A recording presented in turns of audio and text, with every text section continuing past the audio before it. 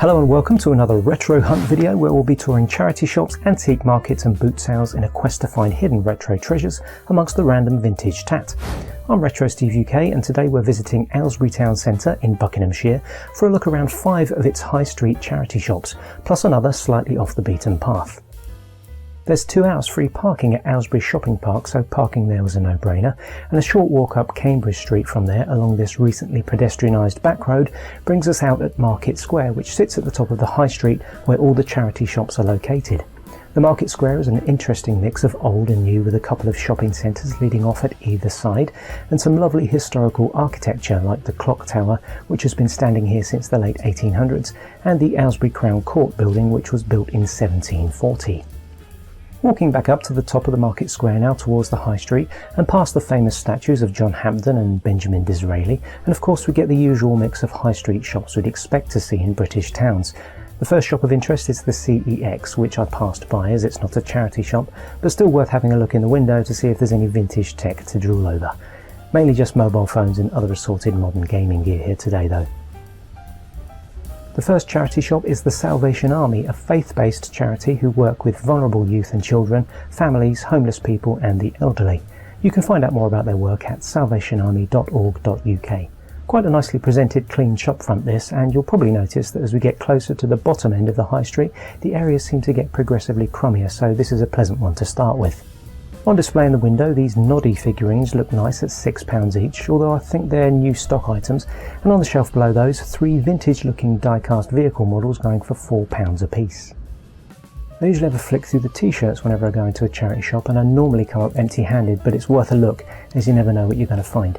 Drew a blank here though. Moving on from the t-shirts, there's the usual wall of books, CDs and DVDs, and it's always worth keeping an eye on the DVDs in these places, as you'll often find the odd video game or two accidentally tucked in amongst the similar looking cases.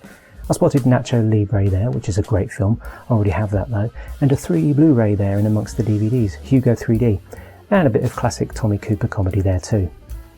The Star Wars caught my eye just because it's the entire original trilogy in one DVD case. Obviously not the original 1970-80s theatrical versions though. These will have the poorly aged George Lucas CGI edits in them. They're asking £3 for the 3-disc trilogy. Along the bottom shelf of DVDs, and only 2 films are already jumping out at me, The Karate Kid, although the trilogy in one set would have been nicer, and another 80s classic, Big Trouble in Little China. Both candidates for a DVD collection if you don't have those already. Beyond that, a few shelves of general knickknacks to pour through, with 3 items of interest for me, the first being this set of pub quiz top trumps cards going for £2.50. I did open these up off camera and the entire set is present and accounted for. A useful set to have if you're running some kind of quiz night maybe. I also quite like this Wizard of Oz mug, mainly because of the classic movie reference. It's an officially licensed mug made by Half Moon Bay, and this was going for £2. The third item was along the shelves on the other side of this alcove, which we're backing out of here. I just can't ignore anything with Buddy the Elf on it. It's one of my 2 favourite Christmas films. I'm not really interested in buying any jigsaws though, but it was nice to see Buddy's face beaming out. This 1,000 piece jigsaw puzzle was priced up at £5, which feels a bit steep considering we have no guarantee that all the pieces are still there. Moving on down the high street, I have to point out that T.G. Jones shop. That's where the W.H. Smith's was for many decades until it closed down very recently. I think T.G. Jones is the company that's taken over W.H. Smith's, as inside it still has all the same layout and stock, and the post office is also situated inside there as part of what was the W.H. Smith's. Across the road from there, an alternative entrance to the Hale Leys shopping centre, which we saw earlier in the Market Square near the Clock Tower, and of course I have to mention the Wimpy. Not many towns still have these, and this one has only been here for a few years, so it's quite new. The main entrance is just inside the shopping centre, and this is the Wimpy that I featured in another video on this channel back in May 2025. Our second charity shop today is Cancer Research, a charity that funds scientific research into discovering newer and more effective ways to treat different types of cancer. You can find out more about their work at cancerresearchuk.org. After a quick scan of a few of the shelves, I made a beeline for the t-shirts again.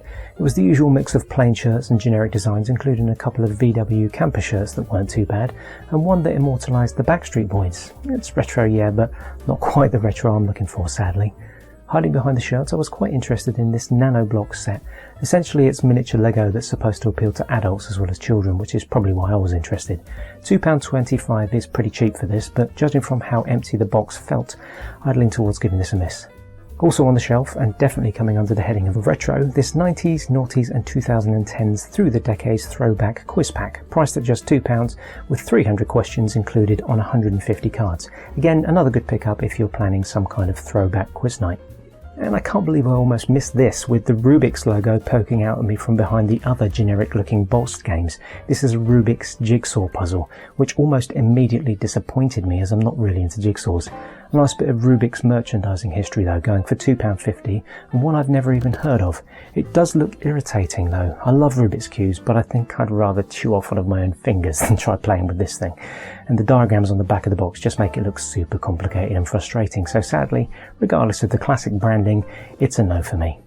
I had a quick look down the shelves along the opposite side on the way out, but sadly just a collection of standard ornaments, jigsaws and other assorted tchotchkes, so it's on with the next venue. And it's good old Oxfam this time. Established in 1942, they're a charity that work to overcome poverty by fighting the injustices and inequalities that fuel it. You can find out more about them at oxfam.org.uk. Oxfam shops are mainly just bookshops these days, but you can often still find small selections of CDs and DVDs in there as well. The only book in here I was truly interested in was this Dennis the Menace Beano book. You'll quite often see Beano annuals in charity shops, but this is one I haven't seen. It is fairly modern though, so it probably wouldn't have been on my radar. It's a Where's Wally type book, but you have to find Dennis and Gnasher instead. They're asking a very professional looking £2.99 for this, which pretty much matches eBay prices. Oh, and just look at that Puffin logo. That alone conjures up nostalgic memories of the Puffin book club at school in the early 80s for me. They had a fairly decent amount of DVDs with nothing of particular interest, except maybe for a couple of classics in the kids section along the top, including Chitty Chitty Bang Bang, The Magic Roundabout, Lady and the Tramp, Bambi and Dumbo.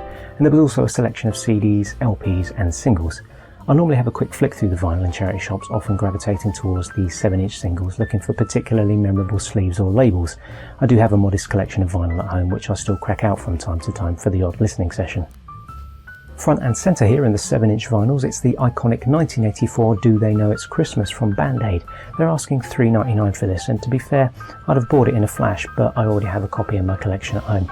I spent a little time flicking through the vinyl here, and picked out two for a closer look. This copy of Little Serenade by Frank Cordell and his orchestra is nothing of note, but the sleeve it's in just oozes vintage charm and reminds me of the old records that my stepdad used to own in the 70s that he'd doubtless bought from old record shops in the 60s. The other curiosity was this copy of The Winner's Song by Ralph McTell. We all remember him for his big hit, Streets of London, but this one must have got past me, so I had to look it up. It's a single he released in 1984 about an underdog footballer called Sydney.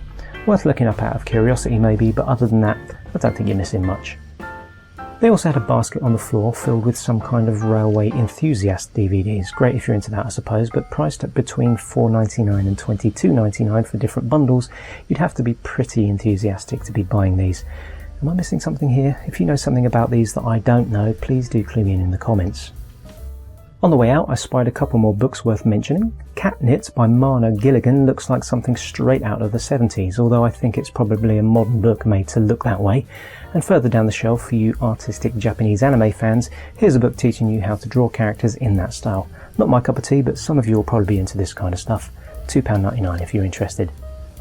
And panning around before we leave, kudos to Oxfam for getting in early with the Christmas stuff. Merry Christmas, Oxfam. I'll see you back here in about 3 months' time. Just down the street from Oxfam, tucked in behind this bus shelter here, it's Scope. They're a disability charity in England and Wales that campaign to change negative attitudes about disability, provide direct services and educate the public, and they can be found online at scope.org.uk. Straight into the shirts again, but only one sneakily drew my attention with what I thought was a Harry Potter Hogwarts crest, but it turned out to be just some generic school logo or something. If you can name exactly what this is, I'll award you some bonus brownie points. I spotted a potentially vintage-looking boxed Pictionary game up on a shelf, going for only 75p. Worth picking up for that paltry amount if you want a version of the game, and as it looks a bit on the old side, I looked it up, and it's a version from the late 90s, which is listed for sale online as vintage, and it's worth somewhere in the region of about £5 to £10. Skipping past the Christmas cards and decorations, what is it with shops and getting in early with this stuff? Up on the shelf there, another of those modern products that's designed to look retro, which to my shame sucked me right in. It's a make-your-own drinking jar kit, complete with, and I use the term complete very loosely, 6 straws and 6 lids. Jam jars not included. I mean, Yeah, it's only 75p, but this would be like buying an Airfix model kit and only getting the instruction book and a tube of glue in the box. I mean, come on, give me a break. Moving swiftly on, let's detox from that with a lovely, generic, boring quiz game, shaped like a pizza. Very tasty, I'm sure. Another DVD selection now with some CDs and vinyls thrown in at the bottom for good measure. Staying on the Harry Potter theme, I picked out this DVD for a closer look because it's a double feature in one, the first 2 movies from the franchise. Interesting, but it kind of needs the other 6 films with it to make it a viable option, unless of course you're missing these 2. Also, the first Pirates of the Caribbean film piqued my interest, but that's just because I have fond memories of my stepdaughter loving the film when she was about 11. She's about 32 now, so yeah, it's been a while. A quick scoot along the films here for you, and a few of note including Elf and the Grinch, my 2 favourite Christmas films right there next to each other, Nanny McPhee, classic kids movie, Curse of the Were-Rabbit, and who doesn't love a bit of Wallace and Gromit, and down below we got 2001's Lord of the Rings movie, just the first film though, a couple more random Harry Potters, and of course at the end there, 1972's Deliverance, but we don't really talk about that, do we? And as I previously mentioned, always look out for those odd randomly misplaced video games amongst the DVDs and Blu-ray sections. Hidden away here we have Xbox Pro Evolution Soccer 4 and Kinect Adventures for the Xbox 360. Both duffers in 2025 admittedly, but it's nice to know you can still find gaming stuff that might have been overlooked elsewhere. And I also spotted the superb 2007 Simon Pegg film Hot Fuzz hiding behind Will Smith there, which is a must-watch British movie if you haven't seen it yet. Hiding in plain sight here too, I nearly missed that lone solitary VHS tape of Jack D performing live in London. I'm not that interested in the content, but it's nice to see that VHS tapes are still being sold in charity shops. And of course, true to form, I was so enamoured with that minty fresh VHS tape, I completely overlooked the other 5 VHS cassettes screaming out at me from the shelf below. And there's a couple of bangers here as well. 2 Laurel and Hardy tapes, Way Out West, and a compilation of their classic clips, and 2 of Bruce Lee's biggest films, The Big Boss and Way of the Dragon, which debuted in 1971 and 1972 respectively, just before Enter the Dragon was released in 1973. The 5th VHS is the movie version of the stage play The Mikado. I had a flick through the 7-inch singles to see if there were any nostalgic gems, and I picked out a handful of the more interesting ones to show on camera. A couple of Shakin' Stevens records, Green Door and Merry Christmas Everyone, which still gets radio play even now at Christmas time. Paul Young, Every Time You Go Away. The B-52s performing as the BC-52s for their Flintstones theme tune from the 1994 movie. Kid Creole and the Coconuts, I'm a Wonderful Thing. 2 Mud singles, Shake It Down, and their timeless classic, Lonely This Christmas. More Shakin' Stevens singles, You Drive Me Crazy and It's Raining. The theme tune from All Feed the Same Pet Series 2, Back with the Boys Again and Get It Right on the B-side, and Crockett's theme by Jan Hammer from the Miami Vice TV show. I ended up buying 3 of these. I couldn't say no at 75p each really. I went for Merry Christmas Everyone, as I do like to pick up original 7-inch releases of certain Christmas classics when I get the chance. The Auf Wiedersehen Pet record, which is one that holds a lot of nostalgia from my childhood family days, and the Paul Young record because it's one of the songs that I included on the first mixtape that I ever made for my wife. And I'm soppy, so this one was for her. Now I did pull the records partially out of their sleeves in the shop to check the condition, and they were all in good shape. However, when I got home and took them out to clean off the dust, I was clobbered with this discovery. Yes folks, if you're going to buy vinyl from a charity shop, make sure you pull it all the way out to check the condition. Lesson learned there. So after finishing up at Scope, I hit the bottom end of the high street shops, and after stopping for a brief look at the old QD building where my mum used to do the weekly shopping in the late 70s when it was a co-op, cue memories of riding in the shopping trolley seat as a toddler and my mum cracking out the Green Shield stamps, I headed back up the street towards the Florence Nightingale Hospice Shop. They're a local charity providing specialist palliative care for patients with life-limiting illnesses and their families. They actually did an amazing job looking after my wife's mum during her last days with cancer, so this one's particularly close to our hearts. You can look them up at fnhospice.org.uk. Quite a small shop this one, so I had a quick scan of their knick-knack section and nothing was drawing me in, except for this random box. I had to know what was hiding inside.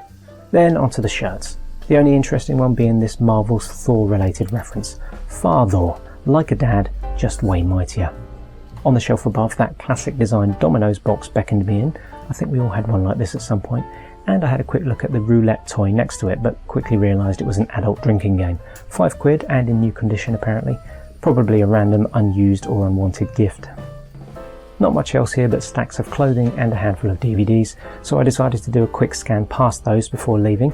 The only classics worth a mention here being Ghostbusters 2, which again would have been better as a twin set, Beverly Hills Cop, Cool Runnings on the second shelf up, no less than 3 Pirates of the Caribbean films and 4 Harry Potter films, The Blues Brothers, 3 random seasons of Breaking Bad, Dirty Dancing, and 4 identical copies of The Matrix next to 3 identical copies of The Matrix Revolutions. I'm not surprised about those though really, they do show up in charity shops quite often for some reason.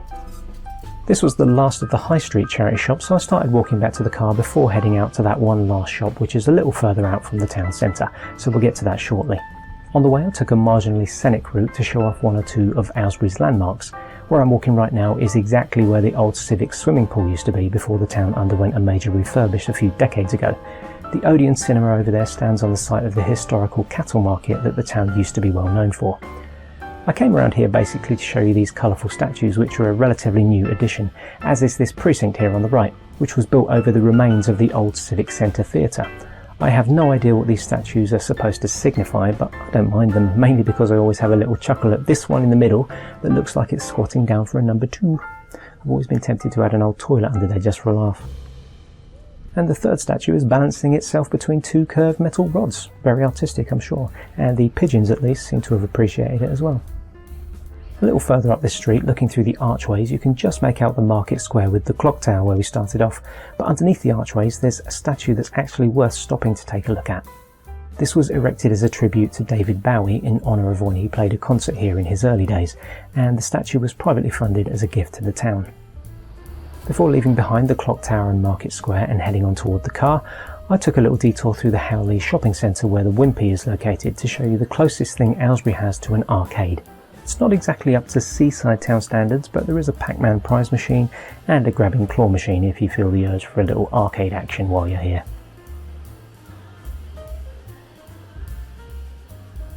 On the way back to the car I had to walk through the tunnel under the road from where I was parked, so this was a good opportunity to show you a recent addition to the town's features. This is a graffiti project sanctioned by the town council and organised by the Aylesbury charity Youth Concern and the Buckinghamshire Youth Justice and Support Team. The walls under here were a mess of tatty graffiti, dirt and suspicious stains for years, so this project has made navigating the underpass a much more pleasant experience. It's also nice to see the signatures here of the youngsters who were responsible for the artwork. A quick 5-minute drive down the road takes us to the last charity shop in today's Retro Hunt video. It's another branch of the Florence Nightingale charity shops, and it's located on the busy ring road just opposite the big Sainsbury's. I know I should have gone to the big Sainsbury's. And it's free parking for 3 hours here at the big Sainsbury's, so a quick hop over the pedestrian crossing and we're there. Although I've never been to this one, I have been told good things about it, so I really wanted to include this one in the video. There's a nice looking Greggs with a proper sit down dining area across the road, so lunch is catered for if need be, although I do happen to know there's a lovely little Greasy Spoon cafe just down the road from here, so that's probably where I'd end up if I was looking to eat. Heading into the shop I was pleasantly surprised by the size of the place. What you're looking at here is about half the shop, with the other half behind us leading off in another direction, being home to pretty much exclusively women's clothing. Heading off to the right here, just above the t-shirt rack, I spotted this Magic Cube toy which reminded me of the old Rubik's snake folding puzzle toys that were quite common back when Rubik's Cubes were massive in the 80s. I had a lot of fun with those, and this knockoff version is going for £7, surprisingly. Seems a bit steep, I was expecting maybe £2 or £3, perhaps 4 at a push. Onto those t-shirts, and I picked out 3 to show on camera. The randomness of this Campbell's condensed tomato soup t-shirt made me smile.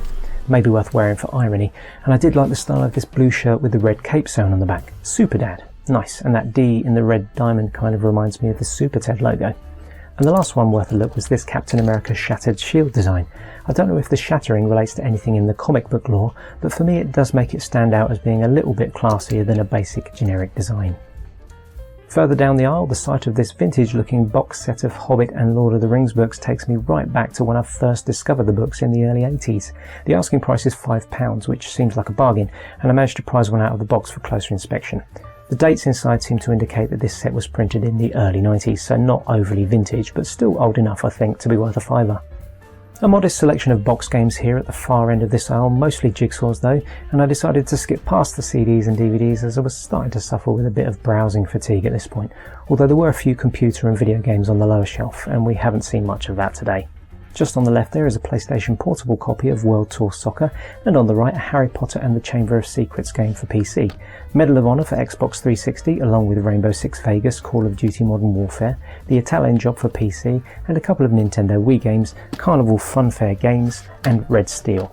And in the middle, Medal of Honor Rising Sun for the PS2, FIFA 11 for PS3, Halo 4 for Xbox 360, a caseless copy of Battlefield 1942, and Fable 2 and Mirror's Edge for the 360. Just to the left here, this crate contained a small selection of vinyl albums, so I had a flick through those and pulled forward the interesting ones to show on camera. The Meatloaf album obviously is quite topical at the moment, what with the big man himself passing away recently. Michael Jackson's Thriller is perhaps an essential for any vinyl collection, and who doesn't love a bit of the Bangles? They had some cracking hits, and they're an essentially 80s band too, even though they've been releasing compilation albums ever since. This particular album, Different Light, was released in 1985. Compilation gem here from Ronco, and it's As Seen on TV, no less. This is a great time capsule of hits from 1976, with tracks like Billy Joel's Piano Man, Saturday Night by the Bay City Rollers, and Save Your Kisses for Me by the Brotherhood of Man. One of these old Hooks on Classics records, which used to feature well-known classical music tracks, remixed and remarketed for the uncultured masses, a bit like Jive Bunny but with classical music, 1982 this one. And finally, Rock and Roll Superstars from 1979, just because I wanted to show off that incredible cover art. They definitely don't make them like that anymore. I turned around and immediately spotted this laptop bag up on the top shelf, which was handy as I've been after a replacement for mine which has seen better days. This looked in brand new condition and was only priced at £3, so that ended up being the one other thing I bought today, in addition to the 3 7-inch singles from earlier. Moving round the corner now and round to the second aisle, the main box game section had mostly modern stuff, but I pulled out these 2 Twister games for a closer inspection. They are both quite new. This first NB Games one going for £2 is from 2004, and the second from Hasbro was going for £2.50, and it's even newer from 2018. But it's a game that's been around since 1966, so the vast majority of us all have memories of growing up with this, whether those be good or bad memories. I personally hated the game, but if you feel otherwise, let us know in the comments. Working my way back towards the exit, I was really enamoured with this little cabinet, as I can imagine displaying random retro items in it. It was only a tenner. It does look a bit more suited to traditional ornaments and such though, so it wasn't quite fitting the bill for me. And of course, it'd just be something else to take up space in our house, so I decided to give it a miss. And just above that, on the top shelf, I always have to check out the physical media storage units. CDs, I think, this one. And these are becoming rarer with every passing year, especially cassette storage, so they're always worth considering. I wasn't keen on the shape and style of this one though, so again, I left it behind. A final sweep of the ornament shelves before we head back to the car reveals not a lot of interest, unless you're after Bob and Jean's porcelain elephant that they bought while on holiday in the Algarve. And that about wraps up this charity shop retro hunt from Aylesbury in September 2025. So has anything here today sparked a memory or two, and was there anything on the shelves I overlooked that you would have gone mad for? You can wax nostalgic and put me right in the comment section, where I'll be delighted to have a natter with you about any of the stuff you've seen here today. And as we drive home in the rain now, I want to thank you for liking and subscribing, and of course to thank you all for watching Retrospectives.